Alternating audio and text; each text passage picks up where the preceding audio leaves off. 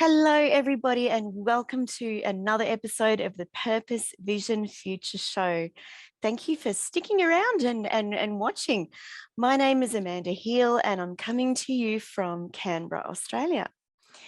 Now, today I want to talk about courage. And the reason I want to talk about courage is it's one of the tools that you will need when you are on the journey to discover your life's purpose. And it's also a really good tool to have in life itself. Now, what is courage? Well, many people have defined it as different things. Plato says that courage is a kind of salvation. American General William Tecumseh Sherman, I'm sorry if I've butchered that name, he says that courage is a perfect sensibility of the measure of danger and the mental willingness to endure it. Writer Leo Roston says, excuse me, that courage is the capacity to confront what can be imagined. And how true that is. Don't our imaginations take us on a merry journey, sometimes to places where we don't want to go? Hungarian British author and journalist says that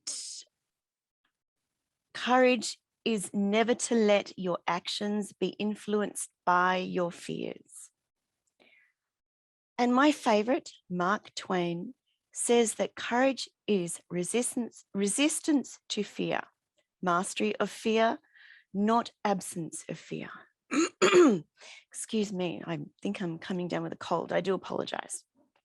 So yes, courage means different things to different people. And throughout my life as a blind person, people have said to me, oh, you're so courageous. And it's like, nah, I'm just living my normal life. But I've learned over the years that to many people, they feel that what I do is courageous, where I just feel it's normal. So courage is a very subjective thing. Now, I remember in 1992, I was privileged to be invited to go on a trek to Nepal.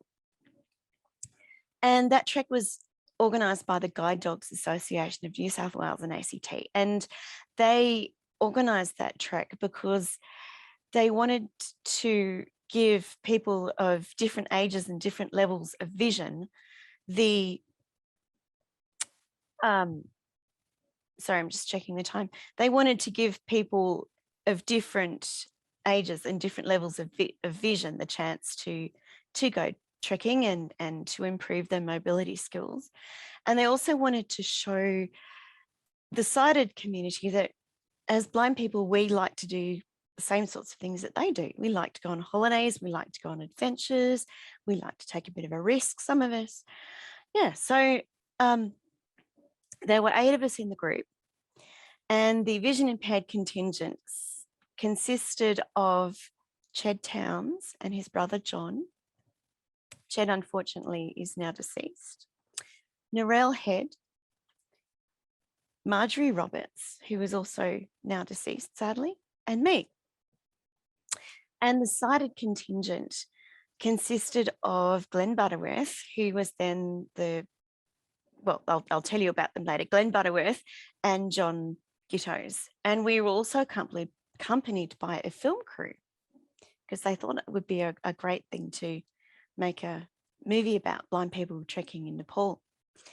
And when I was invited to go, I was a bit hesitant because it's like, well, the only thing I knew about Nepal was that Mount Everest was there. And I knew that I really was in no fit state to climb that.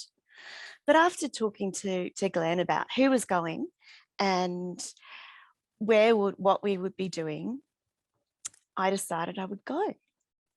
Now, we were really an eclectic mix of people. Glenn was the public relations manager for Guide Dogs, New South Wales ACT at that time. And he and his friend John used to go rock climbing a lot. And John was a bit of a photographer, and he was going to come and take photos, still photos of our trip. Ched Towns was an Ironman triathlete. Ed Holicky was also a triathlete. He had competed in the 400 meter sprint in the 1992 Barcelona Olympics. Marjorie was in her 60s and had recently, very suddenly lost her vision because of a brain hemorrhage, which she got after having surgery. Narelle and John, well, John Towns, they only really had eyes for each other. So I really didn't get to know very much about either of them, either before or during the trek. And me, well, I was the youngest in the group. I was 22 and I was partway through my commerce law degree and I was feeling a bit bored and I really needed a bit of adventure. So you might be wondering, how did we get around? Well, Chad and I were the only guide dog users in the group, and the rest of them either used long canes or they didn't use any mobility aid at all.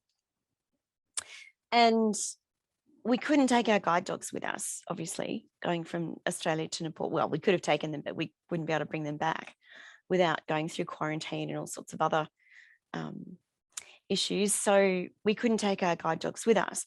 And it wouldn't really be safe for us to use our canes because we were going on some pretty rocky, rough mountain trails. And so we had to find a method of getting around. Now, my parents used to own a caravan down, or a trailer, as you would call it in the US, by the beach on the south coast. And Mum and I used to go for lots of walks on the beach and around the rocks. And when we were walking on the beach, I would hold on to Mum's elbow, which is the normal way of guiding a sighted person, guiding a blind person. The blind person is about half a step behind the sighted person to one side and holds onto their elbow. And so then I could feel Mum going left and right and up and down. And, you know, on normal circumstances, that's perfectly safe. But when we used to go around the rocks, we worked out over the years that the safest way would be for me to go right behind Mum and put my hands on her hips, because that way I could feel which foot she was stepping with and which way it was going. And so we used to scramble up the rocks and all over the rocks and all sorts of, you know, go all over the place like that. That was fine with Mum, but I couldn't do that on a trek in Nepal. We were going to be guided by Sherpas, and it wouldn't really be appropriate for me to put my hands on a Sherpa's hips and, you know, be guided that way. So Mum and I experimented a bit, and we worked out that if she wore a backpack, particularly if the backpack was a, you know, reasonably sturdy one and had a belt strap, and better still a chest strap, I could still get the feedback I needed through her backpack. So we started going on practice walks like that. And when I told the others, most of them said, "Oh, no, we've got enough vision to hold on to a trekking pole," which is a bit like a ski pole for those who go skiing. And we can just follow our Sherpas like that. But, you know, we went on a number of different training walks. And by the time we went on the trek, they were all holding on to their guides' backpacks as well. So because most of us had lived in towns and cities, we needed to go on different walks. So we went all over the place, and we went to various national parks, and we practiced walking on different surfaces, you know, gravel and rocks and you know, roads and dirt and up and down and all sorts of places, so we could get used to being guided on different surfaces. And we used to practice being guided by different family members, and John and Glenn would guide us as well. So we would, you know, be comfortable being guided by different people. And I don't know about the others, but I'm really grateful for those training walks we went on, because some of those trails that we went on were really rough and really steep. And my guide, because I was the only totally blind person in the group, well, actually Marjorie was pretty close to being totally blind too. My Sherpa, my guide, had to give me very specific instructions, like, you know, step up with your left foot and be careful, the mud's slippery there, or step over the tree root, or we're crossing over a narrow log going across a river, or whatever it was. So he had to give me, you know, pretty good instructions. So our guides were wonderful. They guided us safely up to a height over 12 days, up to a height of 3,210 meters. That's 10,135 feet, I believe, to the highest point, which was Poon Hill. And when we got up there, our Wanchuk, our trekking leader, he took us each by the hand and he pointed. He said, "Now that's Annapurna 1, Annapurna 2, Annapurna 3, Dhaulagiri," and all the different mountains he could see. And of course, we wanted to know where Mount Everest was. And he went, "Well, I can't see it. We can't see it because it's cloudy, but it's over there somewhere." So he was able to show us the direction that we were going. And yeah, so that was that we had these wonderful treks. Before we go to the break, I'll tell you one more story. We had as good as our Sherpas were, we still had some slips and trips. And I'm looking to see how much. No, I think it would be a good time to go to a break. So stay right there and I will see you on the other side. You and I face more uncertainty today than we ever have in our lifetime. And I know that you and your teams have faced hardships that undermine your sense of identity and purpose. Uncertainty puts your vision at risk. This leads to confusion, loss of opportunity, and income. The time for courage is now. I almost died at birth. My twin sister and I were born 14 weeks premature in the 70s when such tiny babies were not deemed viable. We were given too much oxygen at birth, which caused irreparable damage to my eyes, causing total blindness. I get immense joy from sharing my story and teaching framework with audiences to help them transform from being people who are fearful, confused, and stuck to people who are in control and who take courageous steps toward a clear vision. Using my focus methodology, I will teach your team how to build their courage by fixing their eyes on the prize rather than the problems, and by optimizing their goals for outstanding outcomes so they can get back into some serious productivity. I will encourage them to connect with their conviction for increased consistency in performance and to constantly look to upgrade their courage for unbelievable results.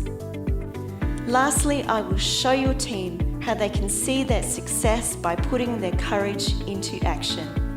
The experiences and challenges I have faced throughout my life have taught me skills of courage and resilience, which I will share with your team. Together, let's unlock new levels of courage.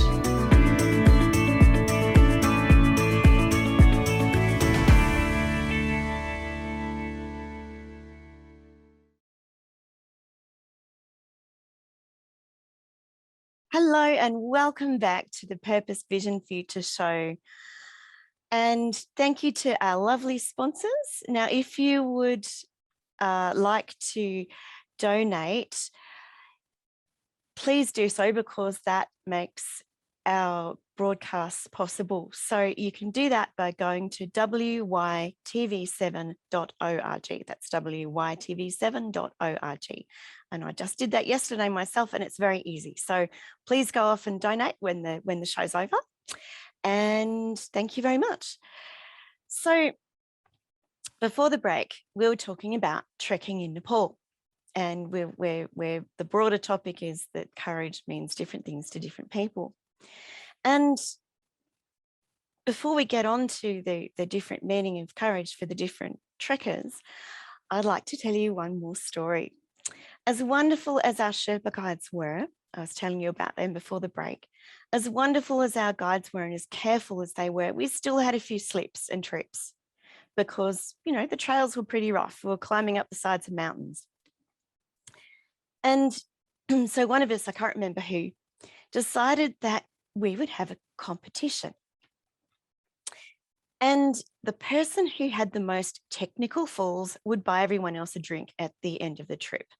And it was decided that a technical fall would be a fall where 3 parts of your body touch the ground. So it might be a knee and 2 hands, or it might be 2 knees and a hand.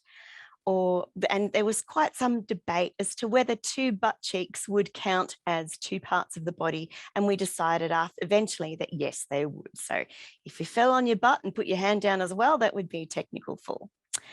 And the Sherpas were pretty good about this. They actually got in on the competition, and you'd be walking along and you'd all of a sudden hear a Sherpa voice called "technical fall" down the trail, and we'd all call back, "Who was it?" And then go, "Oh, it was Ched, or, you know, Glenn, or, you know, whoever it was."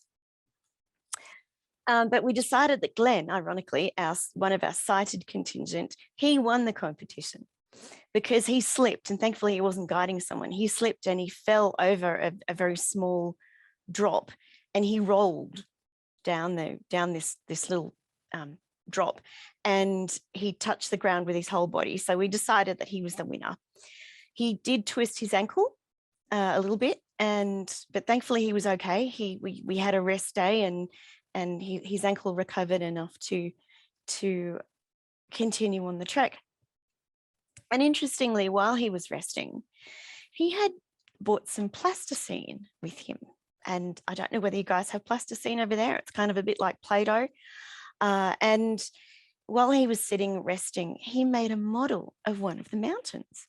And I just thought mountains were like cones. I thought they were like an upside down ice cream cone. I didn't know they had irregular shapes, and I was fascinated by it, to touch the plasticine model to find that the mountain wasn't in fact round. It was an irregular shape and had all these lovely ridges going up the side of it, and so that really was quite a revelation for me.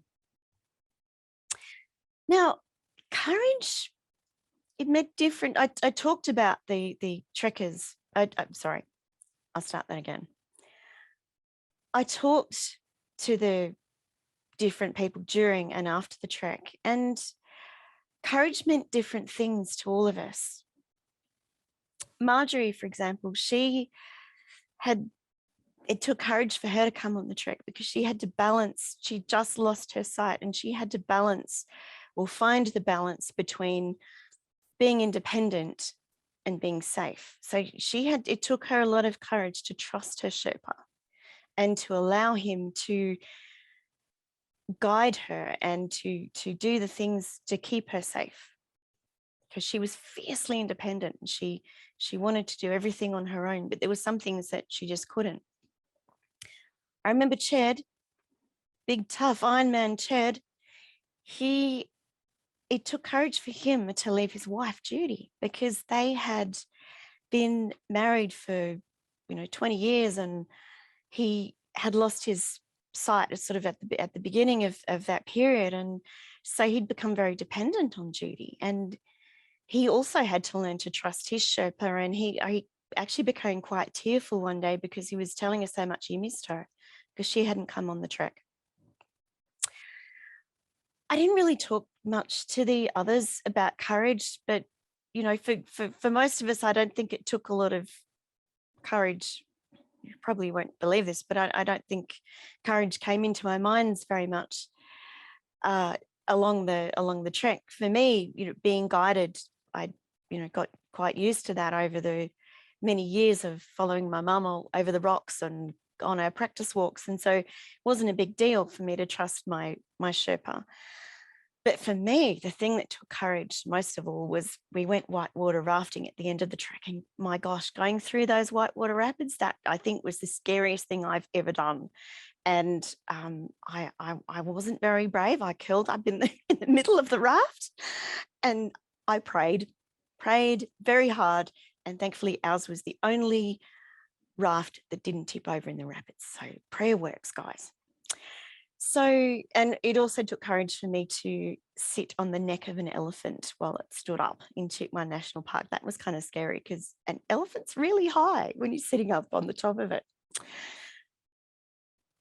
So why is courage important, particularly when discovering your life's purpose? Well, it's one of the things you'll need along the way whilst you're on the journey to discover your life's purpose. When I was laid off, I needed courage to look outside the box of government employment, because I'd always been told that government employment, it's a job for life, it's safe employment. And when I was laid off, there was a job freeze on, and so government employment really wasn't such a good option anymore. And I'd fast learnt that government employment was no longer a safe option. So it took courage for me to look outside the box and go, well, what else could I do? When I started network marketing, it didn't take courage for me to start, but because I'd done it previously before. I'd sold Tupperware as a hobby while I was at work, and that was fun. But it took courage for me to think of network marketing as a full-time job, because if it didn't work, what would happen? You know, how would I pay the bills? I would have to live on half the income that I had become accustomed to living on, because as a lawyer, I was earning a pretty good income, and I would have to live on my severance pay and my blind pension, and that would be about half what I was used to living on. And I'd have to make some pretty serious lifestyle changes. And network marketing didn't work, and I had to make those lifestyle changes. And now I am living on half of what I'm living on, and I'm happier than I've ever been. It's amazing. I'm sorry, what you find out when you actually make a budget. And I did make a budget, and I looked at all those things that I'd been spending my money on, and I realized that I'd been wasting quite a bit of it.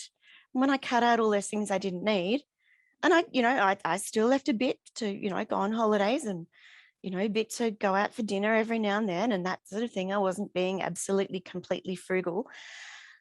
I had enough. It's amazing how you can be creative and make those funds stretch. But that's a topic for another episode. When I had my knee injury, I had a very serious knee injury about a year after I'd been laid off, and a year into my network marketing, I'd had a very serious knee injury. And I'd fallen and I'd ruptured my quadriceps tendon, which is the tendon that connects your thigh muscles onto your kneecap. And I had to have surgery, and I was in a splint for 10 weeks, and I had to learn to walk again. And I was then that I realized that network marketing wasn't working. And it took courage for me to go, okay, well, what do I do now? And it was then I was offered the opportunity to retrain as a John C. Maxwell speaker, trainer, and coach. And that took courage too, because I had some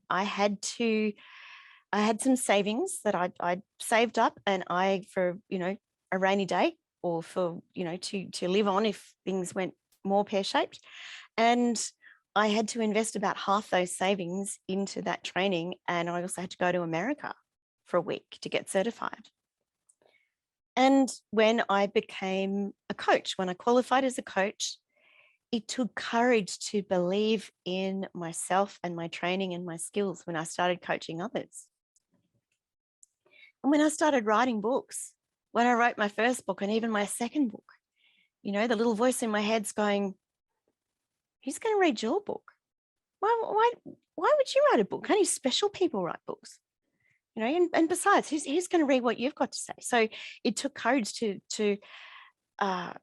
put that voice to rest. And more broadly, I guess, it took courage to let go of my limiting beliefs, some old habits, and my past careers and the identities that they had given me, because these were limiting my ability to discover, or to truly search for and discover my life's purpose.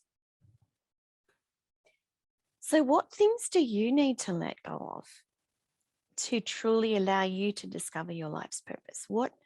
What steps of courage do you need to take? Perhaps it's to follow a dream that you have. Perhaps it's to leave a job that you hate. Perhaps it's to not listen to the things that your loved ones are saying to tell you to stay safe and such. Who knows? What steps of courage do you need to take?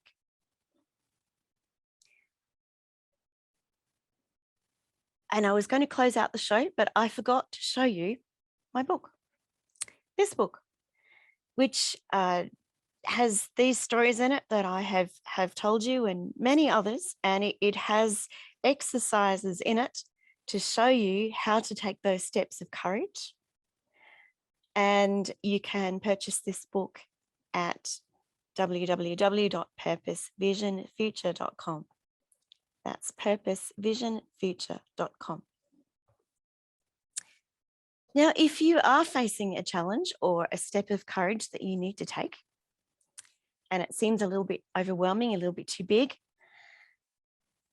don't worry, you've got this. Just reach inside, dig down deep, grab hold of that courage that I know is within you, and you will be just fine. Thank you.